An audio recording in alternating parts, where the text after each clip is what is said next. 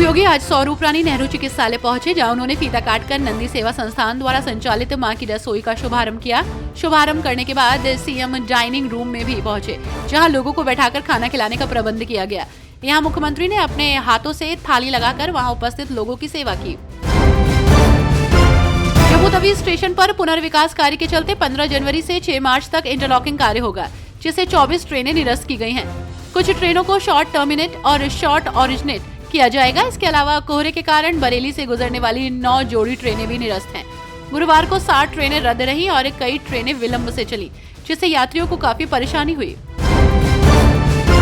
All India Muslim जमात के राष्ट्रीय अध्यक्ष मौलाना शहाबुद्दीन रजवी ने प्रयागराज महाकुंभ मेले को लेकर सौहार्द का संदेश दिया।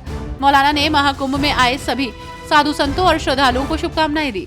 उन्होंने कहा कि महाकुंभ का मेला अमन और शांति के साथ संपन्न हो।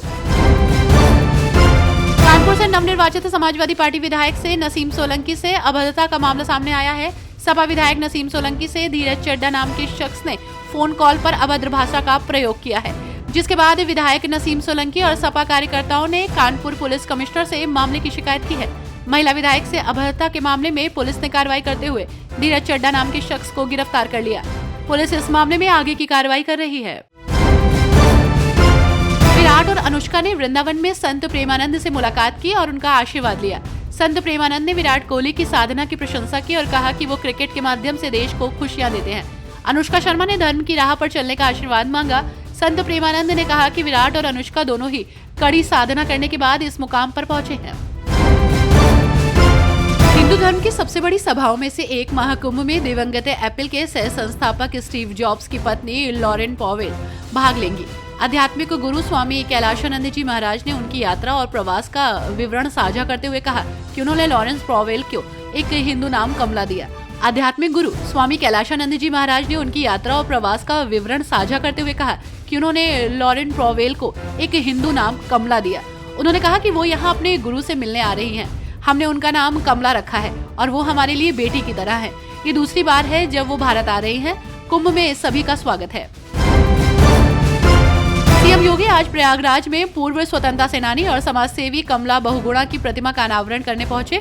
इस दौरान सीएम योगी ने कहा कि ये सुखद संयोग है कि राजधानी लखनऊ में पूर्व सीएम हेमवती नंदन बहुगुणा की प्रतिमा का भी अनावरण करने का अवसर मिला और आज प्रयागराज में स्वतंत्रता सेनानी कमला बहुगुणा की प्रतिमा का भी अनावरण करने का अवसर प्राप्त हो रहा है। चंदौसी रेलवे परिसर में कर्मचारी पुराने और जर्जर मकानों में रहने को मजबूर हैं। इन मकानों की दीवारों में दरारें हैं, छत से प्लास्टर झड़ रहा है और बरसात में पानी टपकता है। गंदगी और मरम्मत की कमी से हालात बदतर हो गए हैं। प्रशासन ने अमृत भारत योजना के तहत मकानों का सुंदरीकरण करने का वादा किया है, लेकिन अभी तक ठोस कार्रवाई नहीं हुई।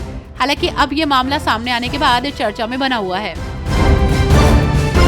लखनऊ में एचएमपीवी का केस मिलने के बाद अब स्थानीय स्तर पर सतर्कता बढ़ा दी गई है। आईएमएस बीएचयू में बेड रिजर्व कर लिए गए हैं।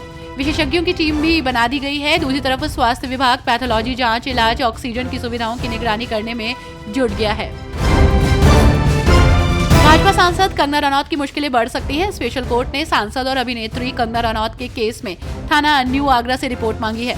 कोर्ट ने थाने को आदेश दिए हैं कि 20 दिन में गवाह, सबूत और बयानों की जांच कर रिपोर्ट दें। कोर्ट इसके बाद फैसला लेगी।